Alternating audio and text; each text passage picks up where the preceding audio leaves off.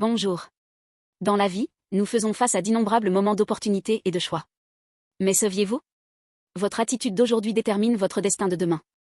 2 Rois 7 montre à quel point l'attitude réussie qui saisit l'opportunité et l'attitude destructrice qui la manque façonnent des destins radicalement différents. Samarie était assiégée par l'armée araméenne, transformée en enfer vivant par la famine. Alors Élisée, l'homme de Dieu, prophétisa, demain à 7 heures, à la porte de la ville, le grain sera vendu à un prix incroyablement bas. Devant cette prophétie stupéfiante, 2 groupes apparaissent. Comme les 4 lépreux qui dirent, si nous restons ici, nous mourrons, allons au camp araméen et mourrons là-bas, certains agirent dans une foi désespérée.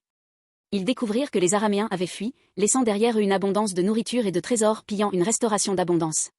Ce pillage symbolisait la joie du salut et la promesse de Dieu devenue réalité. En revanche, l'un des officiers du roi se moqua des paroles d'Élisée, même si Dieu ouvrait des fenêtres dans le ciel, cela pourrait-il arriver? Son attitude cynique mena à une fin tragique. Lorsque la prophétie s'accomplit et que le peuple se rua vers la porte, il tenta de les contrôler mais fut piétiné à mort. Il vit la restauration de ses propres yeux mais, comme son incrédulité l'avait prédit, n'en mangea pas et connut un destin funeste. La parole de Dieu s'accomplit sans changement, le résultat dépendait de la position et de l'attitude adoptée face à la prophétie. Cette équation claire de la vie, la certitude engendre le résultat, reste vrai aujourd'hui.